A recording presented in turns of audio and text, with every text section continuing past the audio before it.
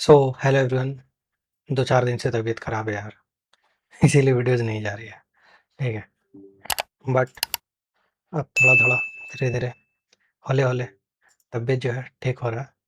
तो बोले चलो अब ऑक्यूपेशन और ईडी बचा है, फिर एनवायरनमेंट बचा है, तो इसका करेंगे। आज ऑक्यूपेशनल वाला डालते हैं, होगा तो शाम में ही डाल देंगे। क्या? तो ईडी। ठीक है। ईडी का वही इंस्ट्रूमेंट वगैरह, लाइन वगैरह ये सब। तो चलिए शुरुआत करते हैं। क्या फ़ायदा लेट करके। मुझको occupational safety means the protection of worker from hazardous accident, injuries and disease at the workplace. Means व्यवसायिक सुरक्षा का क्या अर्थ है? कार्यस्थल पर काम करने वाले श्रमिकों को जैसे खतरा हो गया, दुर्घटना हो गया, चोट हो गया या बीमारी से सुरक्षा प्रदान करने के लिए ऑक्यूपेशन सेफ्टी का नीड है। इससे क्या-क्या होगा? इसका उद्देश्य क्या है? इससे क्या-क्या हेल्प होगा? तो इससे सबसे पहला जो भी वर्कर है, उसका जीवन का रक्षा करना पहला चीज़। चोट को रोकना, किसी को मेजर या माइनर इंजरीज़ किसी भी प्रकार का ना हो। एवॉइड करना प्रॉपर्टी डैमेज, संपत्ति के नुकसान से बचाना। इंश्योर करना सेफ वर्किंग हो, ठीक है, एनवायरनमेंट, सुरक्षित कार्य वातावरण सुनिश्चित करना। इंक्रीज़ करना प्रोडक्टिविटी मीन्स उत्पादकता बढ़ाना। आगे चलते हैं, नीड क्या है? सेफ्टी का इंडस्ट्री में क्यों नीड है? क्योंकि जैसे हेवी मशीन अगर कोई चला रहा है, ठीक है, या इलेक्ट्रिसिटी वहाँ काफ़ी, जानते हैं, हाई पावर का रहता है, केमिकल्स का यूज़ होता है, हाई टेम्परेचर का वहाँ माहौल रहता है और जो भी है मूविंग पार्ट्स वगैरह रहता है। मान लीजिए मशीन इंजरीज हो जाता है, आपका हाथ वगैरह घुस जाता है, कट जाता है, टूट जाता है, फूट जाता है, फ्रैक्चर हो जाता है, ठीक है, या इलेक्ट्रिक शॉक से कोई इंसान मर गया, रिस्क इस तरह का आपका होता है। मशीन इंजरीज हो सकता है, इलेक्ट्रिक शॉक एंड फायर हो सकता है, केमिकल बर्न्स हो सकता है, या जहर या हीट बर्न्स हो सकता है, या एक्सप्लोजन भी वहाँ पे हो सकता है। ठीक है, चलिए आगे चलते हैं। ये इम्पोर्टेंट किस लिए है? तो इसीलिए सुरक्षा क्यों आवश्यक है? जीवन का रक्षा करना, स्वस्थ करना और स्वस्थ जीवन और स्वास्थ्य की रक्षा करने के लिए, दुर्घटना को रोकथाम के लिए, उत्पादन में वृद्धि करने के लिए, इंक्रीज़ प्रोडक्टिविटी, अवॉइड करना, कानूनी कार्रवाई से बचाव करने के लिए, ठीक है? ये श्रमिकों को जो है चोट, विकलांगता और मृत्यु से बचाता है। ऑक्यूपेशनल सेफ्टी का यही सब जो है मेन रीज़न, ऑब्जेक्टिव क्या है? यही सब है, ठीक है? मशीन हो गया, आग हो गया, बिजली हो गया, रसायन से होने वाली दुर्घटना को कम करने के लिए इतना नियम और कानून ला दिए है, ठीक है? सुरक्षित श्रमिक जो है अधिक आत्मविश्वास और दक्षता से जो है कार्य करते हैं। As per factory act 1948 safety is compulsory. इसका एक अधिनियम बना था फैक्ट्री एक्ट 1948 में कि सुरक्षा जो क्या है अनिवार्य है, और इसका वायलेशन जो है आपको पेनल्टी या फिर फैक्ट्री आपको बंद करना पड़ सकता है, ठीक है, जुर्माना नहीं तो आपका फैक्ट्री को बंद कर दिया जाएगा। अब जो भी है नियोक्ता की जिम्मेदारी, मतलब एम्प्लॉयर कौन होता है?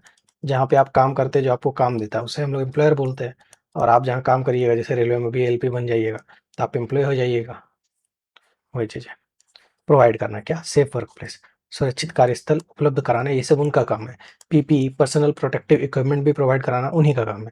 आपको ट्रेनिंग देना, सेफ्टी ट्रेनिंग, सुरक्षा प्रशिक्षण प्रदान करना, ये भी उन्हीं का काम है, आपको करवाएंगे। मेंटेन करना मशीन को प्रॉपरली, ठीक है, फॉलो फैक्ट्री एक्ट रूल को, आपको नियम का अनुपालन करना है। प्रोवाइड करना फर्स्ट एड फैसिलिटी को। आगे चलते हैं। एक्सीडेंट क्या है? एक्सीडेंट एक ऐसा एक अनप्लान्ड इवेंट है, अचानक घटने वाली घटना है, जो कि चोट, नुकसान या मृत्यु का कारण बन जाती है। कोई जानता तो नहीं कि आज मेरा एक्सीडेंट हो गया, आज हम मरने वाले हैं। जानता है क्या? नहीं ना। So it is unplanned and unexpected event, जो आपको, जिससे आपको इंजरी हो सकती है, आपको कुछ डैमेज हो सकता है या लॉस हो सकता है, या आपकी मृत्यु भी हो सकती है। कार्यशाला में दुर्घटना के क्या उदाहरण हैं? Electric shock while repairing motor, motor की मरम्मत करते समय बिजली का झटका लग गया आपको। हैंड इंजरी हो गया, लेथ मशीन चला रहे हैं, आपको हाथ में चोट लग गया। Fire due to short circuit से आग लग जाना। आप मानिए कि ज़मीन के सतह पर तेल गिरा हुआ था, आप गिरे, फिसल के गिर गए, माथा का पार फोड़ लिए, या और भी उससे ज़्यादा डेंजर डेंजर इंजरी हो गया। गैस लीकेज के कारण वहाँ पे विस्फोट हो जाना। तो एक्सीडेंट का कारण यही सब ना है। तो एक्सीडेंट क्यों होता है? तो एक्सीडेंट इसलिए होता है, दुर्घटना जो है असुरक्षित कार्य या असुरक्षित परिस्थितियों के ही कारण होता है, ठीक है। जैसे means wrong action done by हूँ, तो बाय वर्कर। किसके द्वारा? तो वर्कर के द्वारा गलत तरीके से। असुरक्षित कार्य का अर्थ है श्रमिक द्वारा किया गया गलत कार्य। एग्जाम्पल, मान लीजिए आपको बोला गया पीपी पहनने के लिए, आप हीरो बन रहे हैं, नहीं पहन रहे हैं, उसी में कुछ इंसिडेंट घट गया आपके साथ, कुछ ऑपरेट करना मशीन, मान लीजिए बिना प्रशिक्षण आप ले ले, आप बोले आज तो हम ट्रेनें उड़ाएंगे, पता चला आप आगे वाला जाके ठोक दिए बिना आपको पता ही नहीं, वो चीज़ हो गया। इग्नोर करना सेफ्टी रूल्स को, आपको बताया गया वो नियम, आप उसका अनुपालन नहीं करिएगा तो भुगतना तो पड़ेगा ना। दारू पी के आप बोलिएगा हम काम करेंगे, तो नहीं ना होगा। रिमूव कर देना सेफ्टी गार्ड्स को, मशीन की सुरक्षा का ढाल हटा देना, तो ये भी क्या है, तो ये सब असुरक्षित कार्य एक्ट के अंदर आएगा आपका, अनसेफ एक्ट। अब कंडीशन, अनसेफ कंडीशन क्या है, मीन्स ये जो है किसके कारण, ये आपको प्रोवाइड किया गया एम्प्लॉयर के द्वारा, आप बोल सकते हैं वो आप एम्प्लॉय के ऊपर था। मीन्स फिसलन वाला फर्श, पुअर लाइटिंग, वहाँ प्रयास प्रकाश नहीं है पूरा, तार खुला हुआ है, खुला बिजली का तार है, मशीन खराब है, खराब वेंटिलेशन है, तो ये सब कौन है, ये सब किसके अंदर है, एम्प्लॉयर ही कराएगा ना। अब हेनरिक का दुर्घटना सिद्धांत, तो ये एक्सीडेंट थ्योरी है, इससे आपका लास्ट ईयर क्वेश्चन शायद बना था, तो इसको देख लीजिए। 88% एक्सीडेंट तब होता है due two of unsafe act, असुरक्षित कार्यों से ही होता है, और 10% ड्यू टू अनसेफ कंडीशन, वहाँ गलत जगह है तो उस कारण से होगा, और 2% जो है अनिवार्य कारणों से होता है जो कि अनअवॉइडेबल है। इसका ट्रायंगल जो होता है, देखिए 300 बार मिस होता है तब जाके 29 बार माइनर एक्सीडेंट होता है, और इतना होने के बावजूद एक मेजर इंजरी होता है या तो फेटेलिटी होता है। और ये नियम जो है उन्होंने ये थ्योरी को जो है 1931 में दिया था। इसमें बताया जाता है कि ये दुर्घटना जो है अचानक नहीं होती है, for every one major accident, उसके लिए 29 माइनर इंसिडेंट होगा या तो 300 चुकी गई, मतलब नहीं हुआ वाला एक्सीडेंट हुआ होगा। कंट्रोल करना अनसेफ एक्ट कैन प्रिवेंट, क्या कर सकता है, मेजर एक्सीडेंट, तो ये लाइन बहुत इंपॉर्टेंट है, इसको ध्यान में रखिएगा। असुरक्षित कार्यों को नियंत्रित करके जो है बड़ी दुर्घटना को रोका जा सकता है। ठीक है, तो पहला स्लाइड खत्म, चलिए नेक्स्ट पार्ट में, सेफ्टी मेजर्स आर पार्ट, बताइए। तो सुरक्षा उपाय वे सावधानियां हैं जो कार्यस्थल पर कर्मचारियों को जो है दुर्घटना, चोट और स्वास्थ्य जोखिमों से बचाने के लिए अपनाया जाता है, क्या, तो सेफ्टी मेजर्स। ठीक है, तो टोटल जो है पीपीई का लिस्ट, आपका हेड में बचाने के लिए आप हेलमेट पहनते हैं, सांस नली जैसे लंग्स वगैरह को कुछ ना पहने, बहुत तरह का कण वगैरह घुस जाता है जिससे आपको बीमारी हो जाता है, उसके लिए आप रेस्पिरेटरी प्रोटेक्शन लेते हैं, मास्क लगाते हैं, आँख के लिए आप गॉगल्स लगाते हैं प्रोटेक्शन के लिए, छाती चेस्ट इधर का बॉडी के लिए आप लोग ये लगाते हैं, प्रोटेक्टिव क्लॉथ नीचे पहनते हैं, हैंड प्रोटेक्शन के लिए ग्लव्स लगाते हैं, फुट के लिए जूता पहनते हैं, और कान के लिए मफलर, मफ्स का यूज़ करते हैं। तो पीपी कर्मचारियों को जो है किस किस कचरा से बचा सकता है, पहला रसायन से, क्योंकि आप मेनली बढ़िया बढ़िया कपड़ा पहन रहे, ऐसा चीज़ जो आपको सब चीज़ से बचाएगा, यार बताएगा बोल रहे हैं, इलेक्ट्रिकल बिजली का झटका से बचाएगा जूता पहने हुए, ठीक है, मैकेनिकल इंजरी से आपको बचाएगा, ठीक है, और डस्ट एंड हार्मफुल गैसेस से भी बचाएगा, इसीलिए ये ज़रूरी है, नहीं पहनिएगा तो आप ही को आगे चल के बीमारी का सामना पड़ेगा। हेलमेट क्यों पहनते हैं, तो हम लोग अपना हेड बचाने के लिए पहनते हैं ना, कुछ मान लीजिए आप काम कर रहे हो, ऊपर से अचानक से गिरा दन, तो आप बोलिएगा मतलब पता चला कहानी खत्म। फिर गॉगल्स पहनते हैं क्यों, प्रोटेक्ट करना eyes from dust and chemicals. Gloves क्यों लेते हैं, protects hand from injury and chemicals. Safety shoes क्यों, तो प्रोटेक्ट करना फीट फ्रॉम हेवी ऑब्जेक्ट्स, ठीक है। Year protection, ear plug, year muffs, तो कान को बचाने के लिए, जहाँ पे बहुत ही ज़्यादा लाउड नॉइज है, अगर वहाँ ज़्यादा समय तक काम करिएगा तो आपको आपको सुनने में कठिनाई आने लगे, और लंग्स को बचाने के लिए आप रेस्पिरेटर या मास्क का यूज़ करते हैं। सेफ्टी बोट्स और shoe must be worn in designated area to protect your what. मान लीजिए कुछ पेड़ पे ईटा पत्थर टाइप का भारी सामान गिर जाएगा, जूता नहीं पहनिएगा तो आपका है ना लॉस है। मान लीजिए आप रेलवे ट्रैक पे काम कर रहे हैं, सपोज करिए कि आप ग्रुप डी में आपका जॉब हो गया है, ठीक है, कुछ लोहा का सामान वगैरह आप इधर उधर कुछ कर रहे हैं, या आप एलपी लोको पायलट ही बन गए हैं, ठीक है, कर रहे हैं, अचानक से कुछ गिर जाता है, अगर आप जूता नहीं पहनिएगा सेफ्टी बूट्स, और कुछ मशीन वगैरह ऐसा हो रहा है कि अचानक से आपका पैर पे आके गिर जाए, तो इंसिडेंट तो तुरंत हो जाएगा ना, वही चीज़ है। जब भी शोर का स्तर या शोर जोखिम मानक से अधिक हो तो कौन सी सुरक्षा पहनी जानी चाहिए, शोर बोल रहा है तो हियरिंग से होगा, साउंड, और क्या। और आपका 2025 में क्वेश्चन बना था इस चीज़ से कि हैवी ट्रैफिक हो गया, विंडो एसी कवर हो, एयर एसी हो गया, नॉइजी रेस्टोरेंट या पावर लेन या मोर, तो sound above 85 decibels are what, तो they are very harmful to our ears, ठीक है। आपको नॉर्मल 60, ठीक है, माउंट वगैरह सॉफ्ट म्यूजिक वगैरह 30 से 40, एवरेज होम नॉइज इतना रहता है, ऑफिस का नॉइज इतना, वैक्यूम क्लीनर, रेडियो हो, तो बाकी ये सब देखिए सब काफ़ी ज़्यादा है। सेफ्टी साइंस, ठीक है, सेफ्टी साइंस हमें क्या प्रोवाइड कराती है, इंफॉर्मेशन देती है, टू व्हाट, इंफॉर्मेशन देती है, वार्निंग देती है, क्या करने के लिए, जैसे दुर्घटना को रोकने के लिए आप बोल सकते हैं, ये आपको बोला गया है क्यों, क्योंकि नो एंट्री बोर्ड है, क्यों आप यहाँ प्रवेश नहीं कर सकते हैं, ठीक है, कुछ होगा वहाँ पे, इसीलिए ऐसा बोला गया है। कार्यस्थल जैसे कारखाना हो गया, निर्माण स्थल हो गया, प्रयोगशाला, वर्कशॉप में दुर्घटनाओं को रोकने के लिए जो है सूचना और चेतावनी जो है प्रदान किया जाता है। ये संकेत जो है श्रमिकों को खतरे और सुरक्षा निर्देशों को जल्दी समझने में मदद करते हैं, जिससे दुर्घटना की जो है क्या हो जाती है, संभावना जो है आपका कम हो जाती है। इस साइन से इसे आपका हेल्प होता है। चलिए आगे चलते हैं हम लोग। टाइप्स ऑफ सेफ्टी साइन कैसे होता है? जैसे ये प्रोहिबिशन साइन, निषेध संकेत, मतलब आपको ये चीज करना ही नहीं, इंडिकेट डेट पार्टिकुलर एक्शन जो है उस जगह पे वहां अलाउ ही नहीं किया जा सकता, आप वहां वो चीज कर ही नहीं सकते। तो इसको हम लोग एज ए डिनोट करते हैं कि रेड कलर का सर्किल होगा, उस पर एक डायगोनल रेड लाइन होगा, और ये जो है बैकग्राउंड जो है उसका व्हाइट कलर का होगा, और ब्लैक कलर से जो है फोटो वगैरह जो है इस पर बना हुआ होगा। ये संकेत क्या बताता है हमें कि कोई भी कार्य करना यहाँ पे उस तरह का पर्टिकुलरली मना है, और वह असुरक्षित गतिविधियों को रोकने के लिए ही किया जाता है। जैसे लाल घेरा और तिरछी रेखा का इसमें जो है चिन्ह होता है। यहाँ पे फोन नहीं यूज करना है, ठीक है, यहाँ पे आपको थूकना नहीं है। तो यही सब जो हो गया, तो ये चीज हो गया था आपका प्रोहिबिशन साइन। निषेध संकेत के लिए सर्कल और एक डायगोनल रेड, ये दोनों जो है आपका किस में होता है, तो रेड कलर में होता है पहला चीज। And second one is background आपको कैसा रहेगा, तो बैकग्राउंड आपका व्हाइट रहेगा फॉर व्हाट, तो प्रोहिबिशन शाइन के लिए। चलिए आगे चलते हैं। अब types of safety symbol means warning, चेतावनी संकेत के लिए हम लोग जो है ट्राइंगल का यूज करते हैं। ट्राइंगल, ट्राइंगल का, ठीक है, ट्राइंगल बनाया जाता है, आप बोल सकते हैं ब्लैक कलर से, और लिखा भी जाता है इसमें ही कलर से, बट बैकग्राउंड जो रहता है इसमें येलो कलर का होता है। जैसे वेट फ्लोर, गीला है, देख के चलिए, सीढ़ी है, देख के, वॉच स्टेप, गड्ढा है, ठीक है। ये संभावित, ये संकेत जो है संभावित खतरे या जोखिम के बारे में आपको चेतावनी देता है पहले से कि उस जगह को आप ढंग से चलिए। जैसे मान लीजिए आप कहीं गाड़ी चला रहे हैं, बाइक, तो रोड कहीं इस तरह देता है, तो आगे लिखता है ना हिंदी में कि आगे संकीर्ण पुल है, या फिर आगे बहुत ही टेढ़ा रास्ता है, तीखा मोड़ है, देख के जाएं, ऐसे जाए वैसे जाए। तो ये क्या है, वार्निंग साइन है, ठीक है। आगे चलते हैं। अब सेफ्टी साइन क्या होता है? सुरक्षा संकेत का प्रकार। तो सुरक्षा संकेत में क्या, तो मैंडेटरी साइन मीन्स ये अनिवार्य है। ये हमें क्या बताता है, that must be follow to prevent accident, usually blue circle with white symbol is used, means पूरा बैकग्राउंड ब्लू रहेगा, उसमें व्हाइट कलर का बना रहेगा। तो ear protection must be worn, headphone लगा हुआ है। ग्लव्स मस्ट बी बोन, मतलब आपको ग्लव्स पहन के यहाँ पे आना या काम करना, ये एकदम अनिवार्य है, मीन्स मैंडेटरी है। फिर इमरजेंसी साइन, इमरजेंसी साइन हम लोग ग्रीन कलर से बनाते हैं, ठीक है, बट वो आप बोल सकते हैं रेक्टेंगल के फॉर्म में होता है।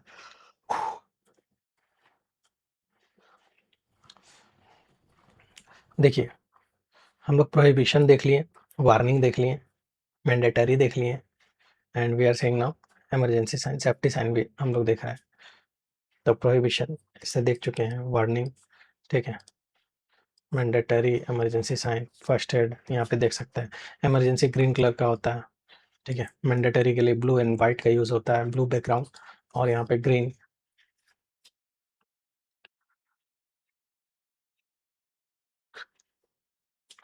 फर्स्ट एड क्या है, it is the immediate and temporary medical assistant for given to an injured suddenly ill person.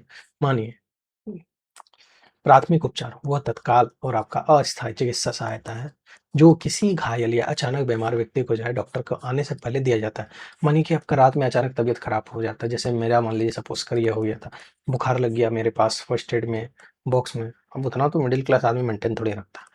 मान लीजिए मेरे पास बुखार का दवाई था, हम खा लिए, या कुछ भी हो गया सपोज करिए, तो था, तो प्राथमिक उपचार हम रात के इसी तरह गुजार लिए ना, फिर सुबह जाएँगे डॉक्टर के पास, दिखाएँगे, सर ऐसा-ऐसा हुआ, ऐसा-ऐसा। होता ही है सबके साथ, तो वही चीज़ है फर्स्ट एड बॉक्स। तो प्राथमिक उपचार पेटी एक ऐसा डिब्बा होता है जिसमें घायल व्यक्ति को तुरंत उपचार देने के लिए जो है आवश्यक दवाई और उपकरण रखा जाता है। इसमें बहुत सा मेडिसिन जो है बोला जाता है कि रखने के लिए, बट हम लोग गधा है, रखते नहीं, उतना फ़ॉलो अप नहीं करते। आई मीन मैं आपको नहीं बोल रहा। जैसे रुई रखना चाहिए, मानिए कि चोट-वोट लग गया, ब्लीडिंग हो रहा है, ठीक है, यूज़ फॉर क्लीनिंग, घाव है उसको साफ करने के लिए, ब्लड को एब्ज़ॉर्ब करने के लिए बैंडेज हो गया, पट्टी, use for covering wound and stop bleeding, घाव को ढकने के लिए और रक्तस्राव रोकने के लिए आपका बैंडेज का यूज़ किया जाता है।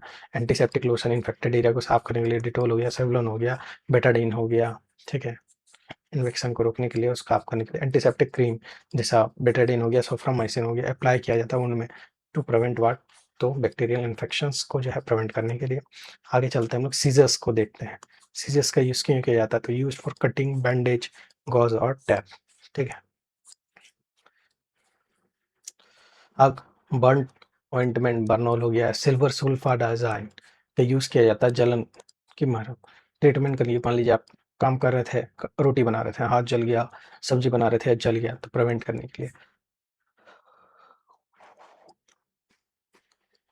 अब पेन रिलीफ टैबलेट जैसे पैरासिटामोल हो गया, आइबुप्रोफेन हो गया, तो इससे क्या होता है, आपका फीवर या पेन, शरीर में दर्द है उसको कम करने के लिए। एंटीहिस्टामाइन टैबलेट मीन सिट्राजिन, ये एलर्जी की दवा है, use to treat allergic reaction जैसे इचिंग हो गया, इंसेक्ट बाइट और समथिंग एल्स। ठीक है, ओआरएस डिहाइड्रेशन के लिए, आप खा लिए कुछ हटपट, या आप फूड पॉइजनिंग हो गया, डायरिया हो गया, वॉमिटिंग हो रहा है, तो उस समय आपको ओआरएस लेना चाहिए। Thermometer use to measure body temperature, आपका शरीर का तापमान नापने के लिए, कहीं आपका शरीर ठंडा तो नहीं पड़ गया, कहीं आपका शरीर में बुखार तो नहीं आ गया। और disposable gloves to protect the person giving first aid from infection. Paracetamol कहाँ पे फाउंड किया जाता है, इसका यूज क्या है, पेन और बुखार, mild pain and reduce high temperature. अभी हम लोग पढ़े हैं ibuprofen and paracetamol both are taken for fever and pain. आगे चलिए, this is an antibiotic that fight bacteria, से लड़ने के लिए एमोक्सिसिलिन का यूज होगा। क्लोनिज़ेपाम आपका स्ट्रेस के लिए दिया जाता है, नींद वगैरह के लिए। ठीक है, आइबुप्रोफेन हम लोग देख चुके हैं, पेन एंड फीवर के लिए दिया जाता है। आइबुप्रोफेन देख लिए। Amoxicillin used to treat anxiety, panic disorder and seizure, epilepsy. Atorvastatin used to lower cholesterol level and reduce the risk of heart disease and stroke. और रक्तस्राव के लिए प्राथमिक उपचार क्या होता है, अप्लाई करना direct pressure on the wound with a clean cloth और बैंडेज।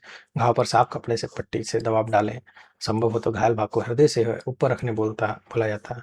और continue pressure until bleeding stop. Take the patient to the hospital if bleeding is severe. अब मान लीजिए जल जाने पे क्या करना, जले हुए भाग पर आपको तुरंत ठंडा पानी डालना है।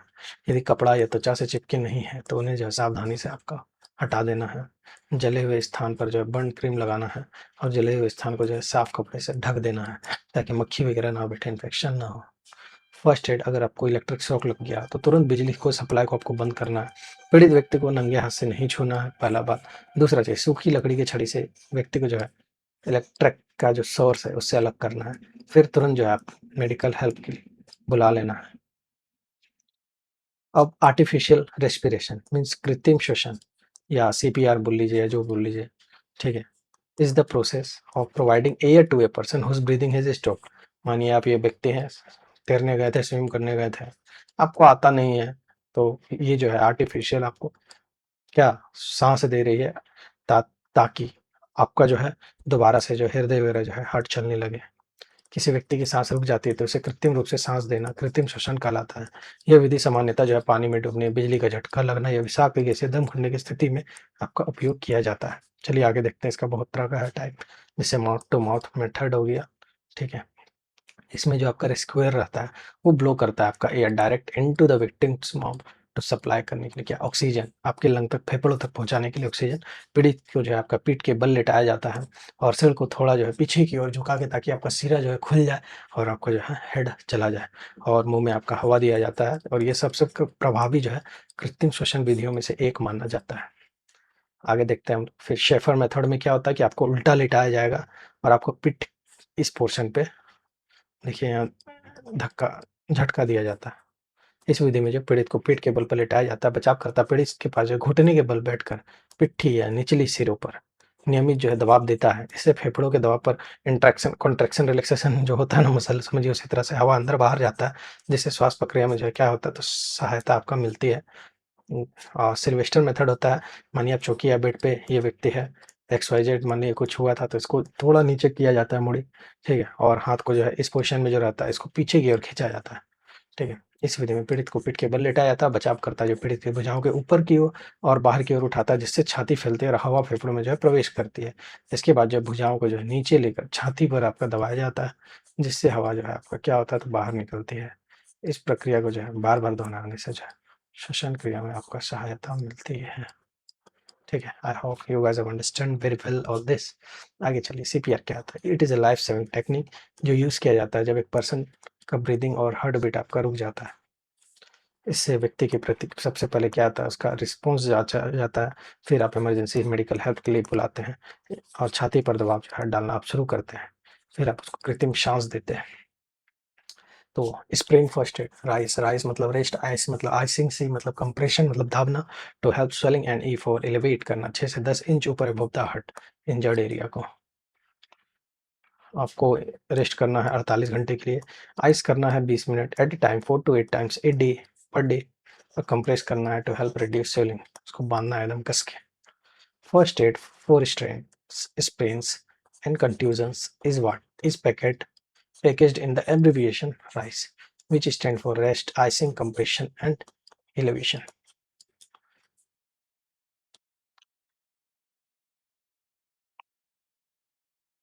Which of the following is the best way to identify hazard in the workplace? कार्यस्थल पर संकटों की पहचान करना सर्वोत्तम तरीका निम्न में से कौन सा है? तो नियमित सुरक्षा जो है निरीक्षण करना, कंडक्टिंग रेगुलर सेफ्टी इंस्पेक्शंस। आगे चलते हैं, आइडेंटिफाई करने बोल रहा है, खतरे की प्रकृति के आधार पर व्यक्तिगत पीपीई श्रेणियों के सही उद्यम की पहचान करें। ठीक है, नन रेस्पिरेटरी के लिए नोज मास्क, रेस्पिरेटरी के लिए सेफ्टी मास्क नहीं यार, नन रेस्पिरेटरी ईयर प्लग्स ठीक है। हाँ हाँ, रेस्पिरेटरी सेफ्टी नहीं, नॉन रेस्पिरेटरी सेफ्टी गोल्स ठीक है, ग्लव्स नहीं, नॉन रेस्पिरेटरी के लिए सेफ्टी ठीक है, तो डी आपका ज़्यादा सही है, बाकी सारे में गलत है, एक option. What is advice to be done before replacing a fuse? बदलने से पहले क्या करने का सलाह दिया जाता है? तो परिपथ को है बंद कर देना चाहिए ताकि उससे धारा ना प्रभावित हो, ताकि आपको करंट लगने का खतरा कम हो जाए। तो एक 5S का कॉन्सेप्ट है, जैसे आपका सीरी हो गया, सैटर्न हो गया, ये सब का जापानीज वर्ड है, वहाँ पे ये चीज़ ज़्यादा चलता है। सीरी मतलब शॉर्ट इंग्लिश में, मतलब अननेसेसरी जो आइटम है उसको अपना हटा दीजिए। जैसे अभी मेरा रूम पूरा मेशी है, मीन्स पूरा इधर उधर हुआ रखा है कॉपी किताब, तो इससे आपका दिमाग थोड़ा ये हो जाता है, विचलित होता है, अरे यार इतना ये है, कौन पढ़ेगा नहीं पढ़ेगा, इस तरह करके माहौल बनता है। तो उसको पहले आप सॉर्ट कर लीजिए, मीन सेरी करिए, सॉर्ट करिए, सेपरेट कर लीजिए यूजफुल एंड यूजलेस आइटम को, एंड रिमूव करिए अपना अनवांटेड जो मटेरियल है अपना वर्क प्लेस से, उसको हटाइए, जो जरूरत का चीज़ है उसी को वहाँ पे रखिए। सैटन करिए, mean set in order, seiton mean set in order, ये आपको इसी में दिख रहा होगा। ठीक है, मीन्स उसको आप अरेंज कर लीजिए प्रॉपरली। अगर आपका बेड अगर जैसा तैसा है तो उसको अरेंज करिए, अगर आपका कॉपी किताब मेसी रूप से उसे अरेंज करके रख लीजिए। ठीक है, सो ताकि आपको तुरंत मिल जाए और आप उसका आसानी से यूज़ कर सकें। फिर आपको शिशु करना है, मीन साइन करना है, क्लीन करना क्या, साफ सुथरा करना क्या, तो अपना वर्क प्लेस जहाँ भी आप काम करते हैं, जो भी करते हैं, जैसे आप वर्कशॉप पे काम करिएगा तो आपका मशीन रहेगा, टूल रहेगा, वर्क प्लेस रहेगा, तो आपको उसका मेंटेन करना, सेफ्टी को, एफिशिएंसी को, उसको साफ सुथरा करना। फिर क्या करना, आपको सिकेसु करना, मीन्स स्टैंडर्डाइज कर देना, अपना स्टैंडर्ड्स को जो आपको मेंटेन करते रखना है। Create standard procedure to maintain cleanliness and organisation regularly. Then आपका शित्सुके मीन सस्टेन करिए, मेंटेन करिए क्या, डिसिप्लिन को। Develop the habit of following rules and maintaining workplace discipline. ठीक है, अब fire safety refers to measure taken to prevent fire accident and to protect people, property and equipment from the fire hazards. Element क्या है, तो fuel है, any material जो burn करता है, सच एज वुड हो गया, पेपर हो गया एंड पेट्रोल गैस हो गया। ऑक्सीजन क्या है, air supply oxygen, it supports burning. Heat क्या है, heat is required to start and maintain the firing. ठीक है, फ्यूल को अगर आप क्या करिएगा, जलने वाला पदार्थ है। ऑक्सीजन क्या है, एयर सप्लाई को कट कर दिया जाए, हीट, कुछ भी तीनों में से अगर एक भी आप कम करिएगा ना, तो वहाँ पे आग जो है कम हो जाएगा। If any on if this element is remove, the आग जो है वहाँ रुक जाएगा, आग बुझ जाता है। फ्यूल, ऑक्सीजन और हीट। अब आग लगने का कारण या तो इलेक्ट्रिक फॉल्ट, या तो केयरलेस स्मोकिंग, या तो गैस लीकेज, या तो केमिकल रिएक्शन, या तो ओवर हीटिंग हो गया मशीन। इलेक्ट्रिक फॉल्ट जैसे शॉर्ट सर्किट हो गया, ओवरलोड हो गया, ठीक है, जिससे आपका स्पार्क और फायर को उससे आग लग सकती है। केयरलेस स्मोकिंग मानिए आपका उस जगह पे सिगरेट प्रोहिबिटेड था, बट फिर भी वो पिया, माचिस फेंका या सिगरेट जला फेंक दिया, जिसके कारण वहाँ इग्नाइट हो गया, नियर बाय कम्बस्टेबल मटेरियल्स में लग गया आग, तो वहाँ पे आग फैल जाएगा। गैस लीकेज जैसे सिलेंडर एलपीजी जो है catch fire when exposed to a spark और ए फ्लेम। ठीक है, अब केमिकल रिएक्शन मान लीजिए रिएक्ट कर गया, जैसे सोडियम पोटेशियम, पीएससी माजिल हम लोग पढ़े ना, सोडियम पोटेशियम कैसे पकड़ लेता, पट्टे से पकड़ता है ना, पोटेशियम सोडियम कैल्शियम, हाँ, ठंडा पानी से या हवा के संपर्क में आते तो पट्टे से आग लग जाता है। और ओवर हीटिंग मशीन जैसे कंटिन्यूसली हो रहा है, एक्सेसिव हो रहा है, तो शॉर्ट सर्किट कुछ भी हो सकता है, उससे आग लग सकता है। तो क्लास जो आग का प्रकार कितना प्रकार का है, total A B C D 4 प्रकार का है, और इससे बार-बार क्वेश्चन बनता है। ए में क्या आ जाए, कपड़ा, वुड, रबड़, plastic and furniture, means they are bad conductor of electricity, but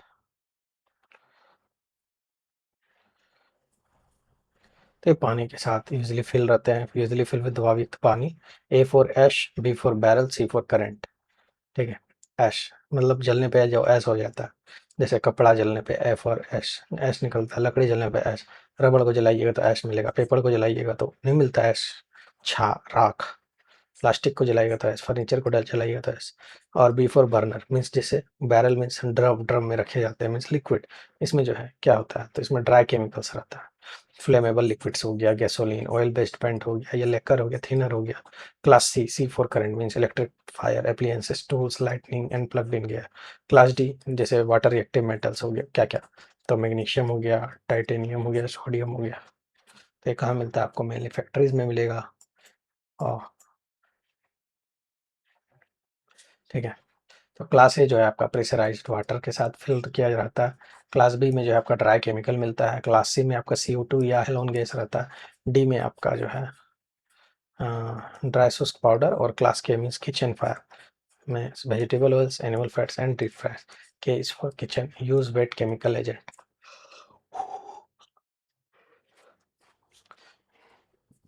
fire extinguisher is a portable device जिसका यूज किया जाता है कंट्रोल करने के लिए।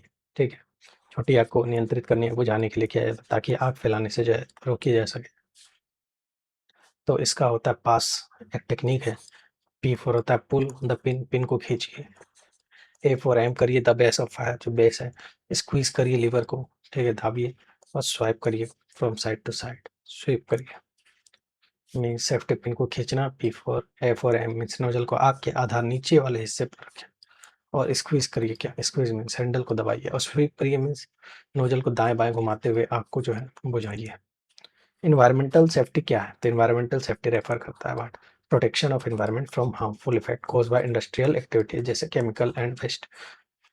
रसायन से होने वाले कचरे, रसायन और कचरों से पर्यावरण को होने वाले हानिकारक प्रभाव से उसकी रक्षा करना को हम लोग पर्यावरण सुरक्षा बोलते हैं।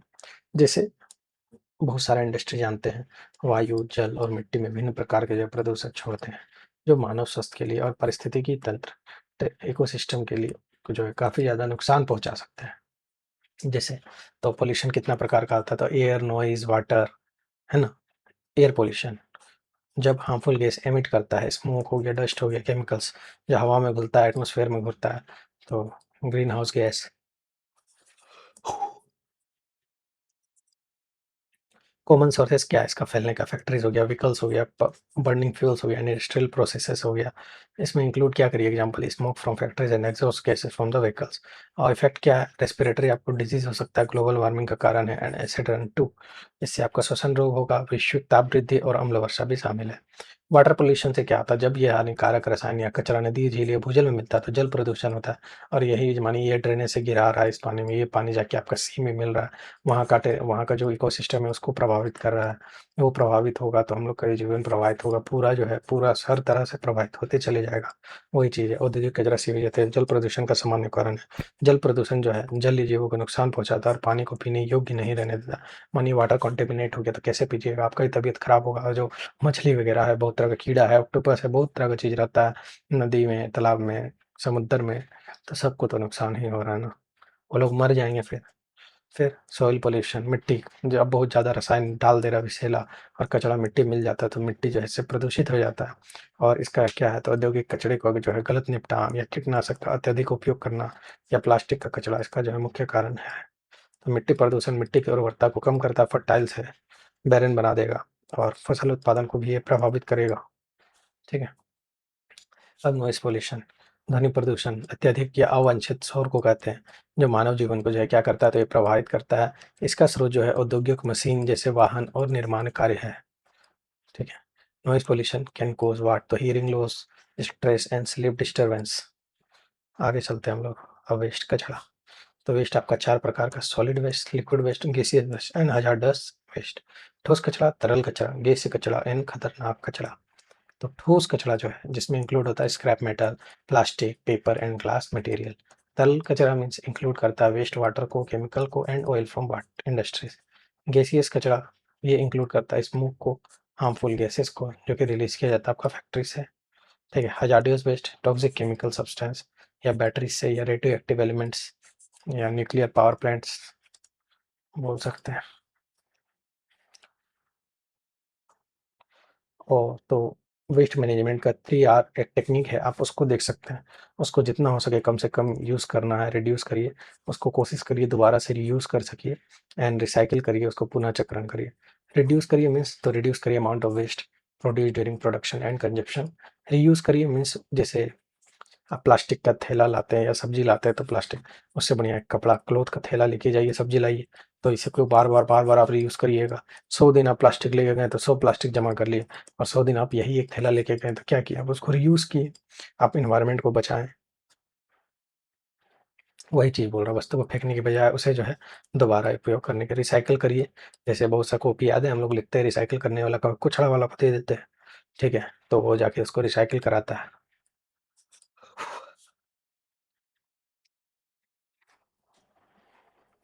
Personal hygiene means maintaining cleanliness of body and habit to what prevent disease. बीमारी से बचने के लिए अपने आप को, शरीर का सफाई करिए, आदतों को सही बनाए रखिए ताकि रोगों से जो है बचा जा सके।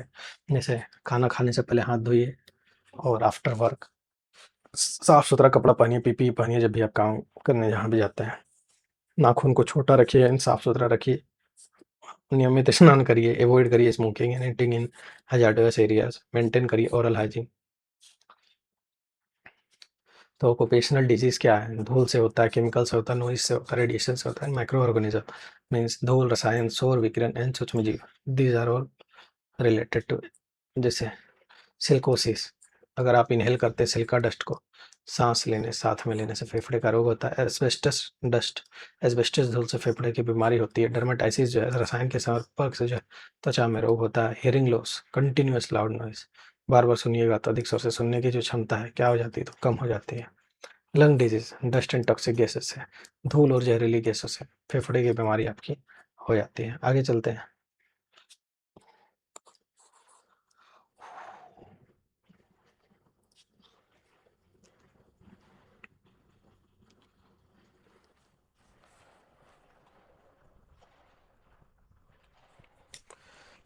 रेडिएशन सेफ्टी रेफर करता है to the protection of worker from harmful effect of radiation in work place. जैसे हॉस्पिटल हो गया, न्यूक्लियर प्लांट्स हो गया, एंड लेबोरेटरीज हो गया, एंड इंडस्ट्रीज टू।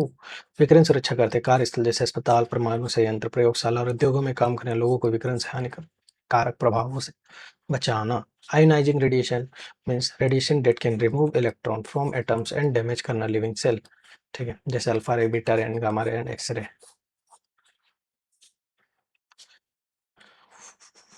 अब इतना ये सब देखिए, उतना डीप नहीं पूछता है। हाँ, रेडिएशन 3 प्रकार, जैसे एग्जांपल का फॉर्म में microwave, radio wave and infrared. Means इससे क्या होता है, ऐसे विकिरण जिसमें जो परमाणु को आयनित करने की ऊर्जा नहीं होती, लेकिन ये गर्मी जो है क्या करता है, उत्पन्न कर सकता है। और हजार्ड्स ऑफ रेडियो विकिरण का क्या खतरा है, तो आपका स्किन जल सकता है, रेडिएशन सिकनेस हो सकता है, या जेनेटिक म्यूटेशन हो सकता है, कैंसर हो सकता है, डैमेज हो सकता है आपका किसी शरीर का अंग को या आपका ऊतक को। इलेक्ट्रिकल सेफ्टी अगर बोल दिया जाए तो 1 मिली एम्पियर तक है तो स्लाइटली टिंगलिंग होगा, आपको झंझनाहट महसूस होगा। 5 है तो माइल्ड शॉक है बट नॉट डेंजर, बस इसके आगे जितना है तो पेनफुल है, बर्न है, मर जाइएगा, हेरा जाइएगा, हार्ट अटैक आ जाएगा, समझिए। बाकी इसके ऊपर जितना ये सब इसी सेंस में आएगा।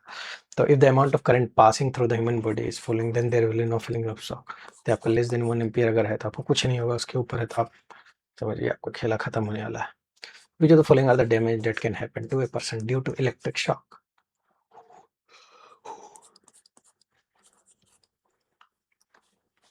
Which of the following noise level is considered potentially harmful to human? तो 85 से 90 के बीच देखे थे ना हम लोग, तो हो जाएगा option number B. Which of the following method is safest for disposal of toxic dust? तो उसके लिए स्पेशल विशेष खतरनाक अपशिष्ट निपटान कंटेनर का जो है उपयोग करने के लिए। अगर आप डायरेक्ट एटमॉस्फेयर में छोड़िएगा तो उससे और भी ज़्यादा नुकसान फैलेगा ही। Which of following action help करेगा आपको रोकने के लिए इंजरीज जो स्लिप एंड फॉल। तो जहाँ पे भी छलकन तेल जो है गिरा पड़ा है तो उसको तुरंत साफ करना और चेतावनी संकेतों का उपयोग करना कि यहाँ पे तेल गिरा हुआ है, यहाँ से नहीं जाए जाए देख के जाए, जो भी है उस तरह का करना होगा। किसी वर्कशॉप में जो फील स्पिलेज के कारण तुरंत मत क्या कहना चाहिए, तो आपको एरिया को इवैक्यूएट करके अवशोषक पदार्थों का उपयोग करके अधिक प्लाव को नियंत्रित करना चाहिए। एब्जॉर्बेंट। अब यहाँ आपका स्टेटमेंट बेस थोड़ा दिया है कि which of the following are the correct use of fire extinguisher. तो pass, pull aim, squeeze and sweep सही है ना। It is return to extinguish any type fire regardless of presence of toxic, नहीं ऐसा कोई है नहीं है। Which the following fire extinguisher must not be used, fire generated due to electricity. तो प्रयोग नहीं किया जाना चाहिए, तो इसमें जो है झाग और पानी का आपको यूज नहीं करना है इलेक्ट्रिक वाला में, ठीक है। Which the following is a symbol of for वाट, तो ये है डेंजर फॉर इलेक्ट्रिक शॉक का आपका ये सिंबल है। तो यहाँ के साथ होता है गाइस आपका occupation and safety occupational and safety, occupational safety and health खत्म. Hope you will like the video. You enjoyed. If you are new to this channel, then subscribe and like. And thank you and tata and bye bye. I will upload the ED tomorrow or at evening. ठीक है, तो अभी के लिए इतना ही guys, मिलते हैं, tata bye bye, thank you.